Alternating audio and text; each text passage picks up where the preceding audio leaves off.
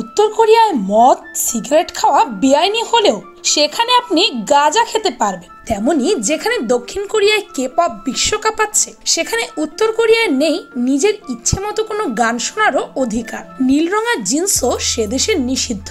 সেখানে দক্ষিণ কোরিয়ায় জিন্স পরে না এমন কেউ বোধহয় নেই। পুরো পৃথিবীতে যেখানে অপরাধের শাস্তি শুধু অপরাধীই পায়, সেখানে উত্তর কোরিয়ায় 3 প্রজন্ম ধরে দেওয়া হয় সেই একই অপরাধের শাস্তি। পাশাপাশি দুইটি দেশ উত্তর কোরিয়া আর দক্ষিণ কোরিয়া নামেরও বেশ মিল, কিন্তু মিল নেই অন্য কোনো কিছুতে।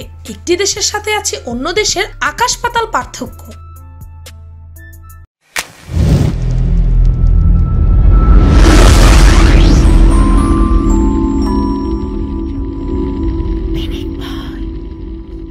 Number 1, culture. কিম জং উন কোনো কিছু জনপ্রিয় হয়ে যাওয়া পছন্দ করে না। যা কিছু সেখানে জনপ্রিয় হয় সবকিছুকেই তিনি নিষিদ্ধ ঘোষণা করেন। 2014 সালের দিকে চকোপাই চকলেট উত্তর কোরিয়ায় ব্যাপক জনপ্রিয়তা পায়। এতে কিম জং উনের মন খারাপ হয়ে যায়, তাই তিনি এই চকলেট নিষিদ্ধ ঘোষণা করে দেন। এমনকি নীল রঙা জিন্সও সে দেশে নিষিদ্ধ, কারণ এই জিন্স নাকি আমেরিকান সাম্রাজ্যবাদকে প্রতিনিধিত্ব করে। এমনকি উত্তর কোরিয়ার নাগরিকেরা নিজের মন মতো পোশাকও পরতে পারে না। সেখানকার মানুষ কিম জং উনের নির্ধারণ করে দেওয়া তাদের ট্রেডিশনাল পোশাকই পরে, আর অপরদিকে দক্ষিণ কোরিয়ার নাগরিকেরা যা ইচ্ছে তাই পরতে পারে, হোক সেটা জিন্স বা শর্ট ড্রেস।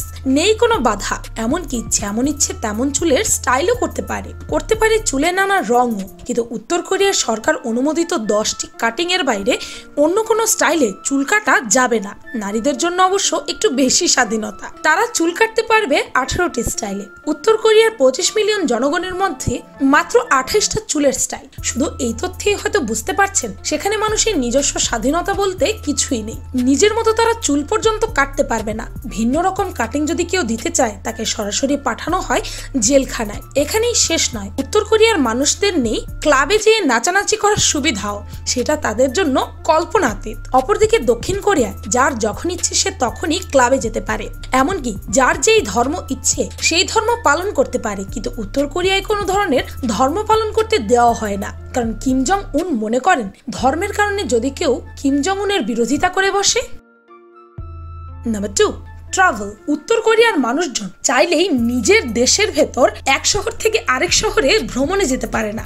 নিজের দেশেই তাদের ভ্রমণের জন্য নিতে হয় বিশেষ অনুমতি, ভাবতে পারছেন? আর বাহিরে ভ্রমণের জন্য রয়েছে কঠোর বিধিনিষেধ। সেই দেশের নাগরিকেরা কখনোই উত্তর কোরিয়া ছেড়ে যেতে পারবে না, তবে তাদেরকে রাশিয়া যাবার অনুমতি রয়েছে, কিন্তু সেটিও যেতে হবে আপনাকে শ্রমিক হিসেবে, টুরিস্ট হিসেবে নয়।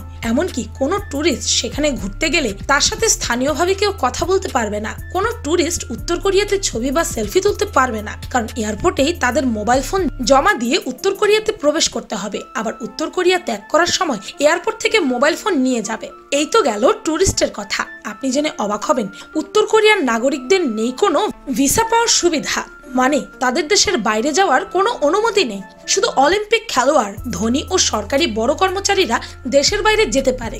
শুধু কি তাই, উত্তর কোরিয়ার নাগরিকদের দেশের এক শহর থেকে অন্য শহরে ভ্রমণ করতে হলেও সরকারের অনুমতি নিতে হয়। অপরদিকে দক্ষিণ কোরিয়ার পাসপোর্ট পৃথিবীর 3য় সবচাইতে পাওয়ারফুল পাসপোর্ট। 170টি দেশে তারা কোনো ভিসা ছাড়াই ভ্রমণ করতে পারে। আর যে কোনো দেশ থেকে ভ্রমণ করা যায় দক্ষিণ কোরিয়ায়। সেখানে গিয়ে আপনার মোবাইল জমা দিতে হবে না, আপনি পাবেন ছবি তোলা, ঘোরা, খাওয়া, বেড়ানোর বিন্দাস স্বাধীনতা। Number 3, entertainment. আপনি জেনে অবাক হবেন, উত্তর কোরিয়ার মানুষেরা নিজের ইচ্ছে মতো গানও শুনতে পারে না। গণমাধ্যমে ও সরকারের পুরো নিয়ন্ত্রণে উত্তর কোরিয়ায় গণমাধ্যমের বিন্দুমাত্র স্বাধীনতা নেই। সেখানে গণমাধ্যমকে নিয়ন্ত্রণ করা হয় কঠোরভাবে। আন্তর্জাতিক সংস্থার রিপোর্টস উইদাউট বর্ডার্স এর সর্বশেষ বিশ্বের 180টি দেশের গণমাধ্যমের স্বাধীনতার যে সূচক প্রকাশ করেছে, তাতে উত্তর কোরিয়ার অবস্থান 180তম। রাষ্ট্রীয় গণমাধ্যম থেকেই নাগরিকদের খবর, বিনোদন বা সব ধরনের তথ্যের খোরাক মেটাতে হয়, কিন্তু তাতে থাকে শুধু সরকারের প্রশংসা, মানে কিম জং উনের প্রশংসা। পরিস্থিতি সেখানে এতটাই ভয়াবহ যে কেউ দেশের বাইরে বা আন্তর্জাতিক গণমাধ্যম থেকে কিছু জানার চেষ্টা করলে তাকে জেলে পুরে দেওয়া হয়। উত্তর কোরিয়ার ধনীরা মোবাইল ফোন ব্যবহার করেন, তাতেও আছে নজরদারি। দেশের বাইরে ফোন ব্যবহার করা যাবে না, কিন্তু সেখানে কালোবাজারির মাধ্যমে কিছু চায়না মোবাইল ফোন পাওয়া যায়। গোয়েন্দা সংস্থার নজরে পড়ে গেলে ফোন ব্যবহারকারী ব্যক্তিকে হয়রানি পোহাতে হবে। উত্তর কোরিয়ার পিয়নইয়ং এ অভিজাতদের কেউ কেউ ইন্টারনেট ব্যবহার করেন। এই সেবাও নজরদারির বাইরে নয়। আর অপরদিকে দক্ষিণ কোরিয়া তো পুরোই স্বাধীন, সেখানে যে যেভাবে ইচ্ছা সেভাবে জীবনযাপন করতে পারে, যার যেই গান ইচ্ছা সেই গান শুনতে পারে। গানের কথা বললেই আসে কে পপের কথা। সেখানকার কে পপ কতটা পপুলার এটা তো সবাই জানে, এমনকি মিডিয়ায় খবর প্রচারে নেই কোনো বাধা ধরা নিয়ম। Number 4, education. উত্তর কোরিয়ার বাচ্চাদের বয়স 4 বছর হলে 1 বছরের জন্য কিন্ডারগার্টেনে তাদেরকে পড়াশোনা করতে হয়, আর 5 বছর হলে তাদেরকে সরকার নির্ধারিত স্কুলে পাঠানো হয়। এখানে পড়াশোনা করা বাধ্যতামূলক নয়, যদি একজন বাচ্চার বাবা মা তাকে পড়াতে চায় তবেই সে পড়াশোনা করতে পারে। স্কুলগুলোতে রাশিয়ান ও ইংলিশ সাহিত্য সম্পর্কে সামান্য ধারণা দিয়ে তাদের বাকিটার সময় পড়ানো হয়। উত্তর কোরিয়ার প্রতিষ্ঠাতা কিম ইল সাং, সাবেক শাসক কিম জং ইল ও বর্তমান ক্ষমতায় থাকা কিম জং উনের আত্মজীবনী ও ভালো ভালো সব গুণ যেন সরকার এবং দেশের প্রতিটি বাচ্চা আত্মবিশ্বাসী হয়ে ওঠে তাদের প্রতি।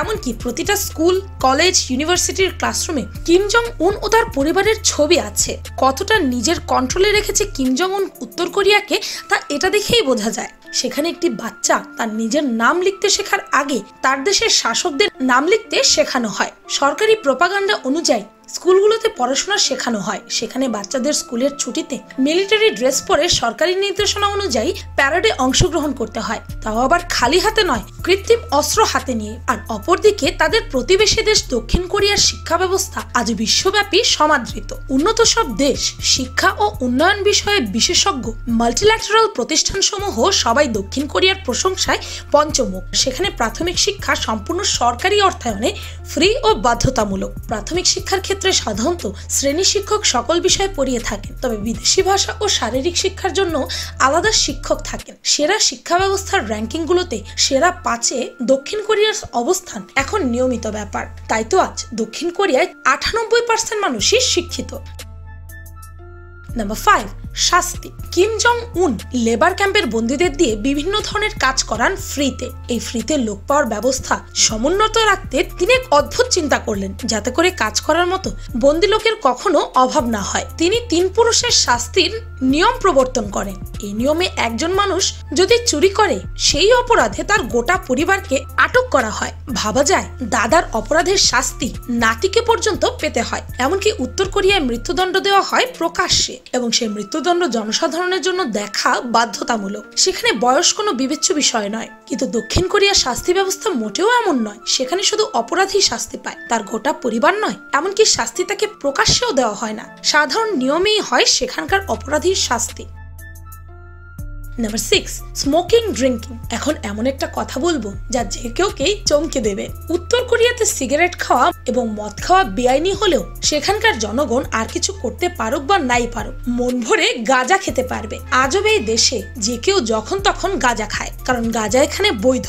কিন্তু দক্ষিণ কোরিয়া দেশটিতে মদ ও মদ্যপান সম্পূর্ণ বৈধ, আমাদের দেশের মতো অবৈধ না। এমনকি পাবলিক প্লেসে সবার সামনে প্রকাশ্যেও মদ্যপান করা যাবে, ক্যান মদ কিনে বাড়ি ফেরা যাবে, এতে কোনো বাধা নেই। দক্ষিণ কোরিয়ায় মদ্যপানের বহু পুরনো ও প্রাচীন অভ্যাস।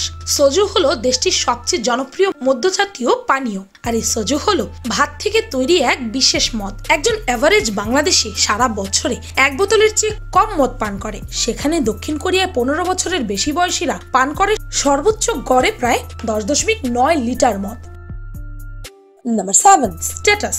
উত্তর কোরিয়াতে একজন মানুষের জন্ম হলেই তাকে সরকারিভাবে একটা স্ট্যাটাস দেওয়া হয়। সেখানে কে বলা হয় সংবুন। এটাকে 3 ভাগে ভাগ করা হয়, কোর ক্লাস, ওয়েভারিং ক্লাস এবং হস্টাইল ক্লাস। এই স্ট্যাটাসগুলো বাচ্চারা বংশগতভাবে বাবার থেকে পেয়ে থাকে, আর এখান থেকে নির্ধারণ করা হয় বাচ্চারা ভবিষ্যতে কোন স্কুল বা ইউনিভার্সিটি পড়বে। এমনকি স্কুলে বাচ্চাদের পাঠানোর আগে অভিভাবকদের বাচ্চাদের বসার ব্যবস্থা করতে হবে, অর্থাৎ বাচ্চার বসার জন্য চেয়ার টেবিল মা বাবাকেই কিনে দিতে হবে। তার সাথে স্কুল ফিও আলাদা করে দিতে হবে। ধনীরা গরিবদের সাথে কথা বলতে পারবে না, গরিবদের ছবি তোলা যাবে না। কিম জং উন আসলে নিজের দেশের গরিব মানুষদের বিশ্বের দরবার থেকে লুকিয়ে রাখতে চায়, তাই এই নিয়ম তৈরি করেছেন। আপনি আরো অবাক হবেন যখন দেখবেন সেখানে সব বাড়ির রঙই ধূসর। এটা বাধ্যতামূলক। সব বাড়িতে থাকতে হবে দেশের নেতাদের ছবি। এমনকি উত্তর কোরিয়ার যে কোনো মানুষ চাইলেই সেই দেশের রাজধানী পিয়ংইয়াংয়ে থাকতে পারে না। রাজধানীতে থাকার জন্য সরকার কর্তৃক অনুমতি নিতে হয়। কিন্তু দক্ষিণ কোরিয়ায় এমন কোনো নিয়ম নেই। সেখানে যে যার ইচ্ছে মতো সেলফি তুলতে পারে, টাকা থাকলে রাজধানীতে বাড়ি কিনতে পারে, এমনকি নিজের মন মতো করতে পারে বাড়ির রং। নাম্বার 8, কার। আপনি জেনে অবাক হবেন, উত্তর কোরিয়ার নাগরিকদের প্রতিদিন সকালে জাতীয় সঙ্গীত শোনা বাধ্যতামূলক। সেখানে সাধারণ নাগরিকদের জন্য গাড়ি চালানো বা বাইক চালানো নিষিদ্ধ। শুধুমাত্র সরকারি কর্মচারীরাই গাড়ি চালানোর অধিকার রাখে। আর যদি সাধারণ নাগরিক গাড়ি চালাতে চায় তবে তাকে সরকারের কাছ থেকে নিতে হবে বিশেষ অনুমতি। তবে সেই অনুমতি পান প্রতি 1000-এ মাত্র একজন। এমনকি উত্তর কোরিয়ায় গাড়িতে এসি ও ইলেকট্রিক উইন্ডোর মতো সাধারণ সব ফিচারও 2018 সালে পৌঁছেছে। এগুলো শুনে এটি ভাববেন না যেন উত্তর কোরিয়া পিছিয়ে আছে, বরং উত্তর কোরিয়ার তো নিজেদের গাড়ি তৈরির কোম্পানি আছে। এমনকি সেখানে থাকা পিয়নয়াং মোটরস নামের এই কোম্পানি ট্যাক্সি থেকে শুরু করে সব ধরনের গাড়ি তৈরি করে। কিন্তু কিম জং উন জনসাধারণকে নিচু করে রাখার জন্য তাদের এই সুবিধা দেয় না। অপরদিকে দক্ষিণ কোরিয়ায় আছে গাড়ির 3টি বিখ্যাত কোম্পানি, হোন্ডাই, কিয়া এবং স্যাংইয়ং। তাই তো সাউথ কোরিয়া পৃথিবীর মধ্যে 6 নম্বরে আছে অটোমোটিভ ইন্ডাস্ট্রির মধ্যে। তারা প্রতি 1000 জনের জন্য 475টি গাড়ি তৈরি করে। বিয়ে আমাদের জীবনের অত্যন্ত গুরুত্বপূর্ণ একটা পয়েন্ট। যে দিনটার পর থেকে আমাদের জীবনের নতুন একটা সূচনা হয়।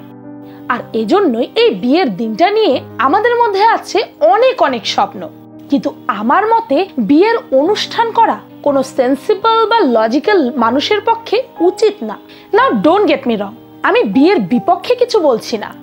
বিয়ে করুন, কিন্তু ধুমধাম ভাবে না, অনুষ্ঠান করে নয়। কোর্ট ম্যারেজ করুন বা মন্দির মসজিদের মতো পবিত্র স্থানগুলোতে করুন। আপনাদেরকে জানাবো বিয়ের অনুষ্ঠানের কারণে আমাদের সমাজে কত বড় বড় ধরনের সমস্যার সৃষ্টি হয়।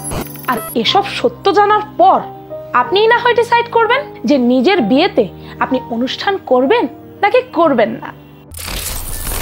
দক্ষিণ কোরিয়া যেখানে সকল জনসাধারণের কথা ভেবে এগিয়ে যাচ্ছে, সেখানে উত্তর কোরিয়ায় কিম জং উন শুধু নিজের কথাই ভাবছে। তাই দেশের সাধারণ মানুষের ওপর করছে অন্যায়। বিশ্বের সবচেয়ে গোপনীয় রাষ্ট্র হিসেবে পরিচিত উত্তর কোরিয়ায় অনেকগুলো আইন কানুন ও শাসন চালু আছে, যার অধিকাংশই খুবই ভয়ঙ্কর। কিন্তু আবার ভয়ঙ্কর না হলেও হয়তো সেখানকার অধিবাসীদের অনিচ্ছায় বা জোর করে তা করানো হতো। কিন্তু একসময় না একসময় সাধারণ মানুষ এগুলোকে বুঝতে পেরে রুখে দাঁড়াবে। তখন হয়তো সেই দেশের মানুষেরা আমাদের মতো স্বাধীনভাবে চলতে পারবে, এগিয়ে যাবে আরো বহুদূর। ভিডিওটি ভালো লাগলে আপনার ফ্রেন্ডস এন্ড ফ্যামিলির সাথে শেয়ার করতে পারেন। আর পিনিকপা চ্যানেলকে সাবস্ক্রাইব করে বেল আইকনে অল নোটিফিকেশনস অন করতে ভুলবেন না যেন। শুধুমাত্র এভাবে পিনিকপার প্রতিটি ভিডিওর নোটিফিকেশন আপনার কাছে পৌঁছে যাবে। আমি ফাল্গুনি, আজকের মতো পর্যন্তই। দেখা হচ্ছে পরের ভিডিওতে।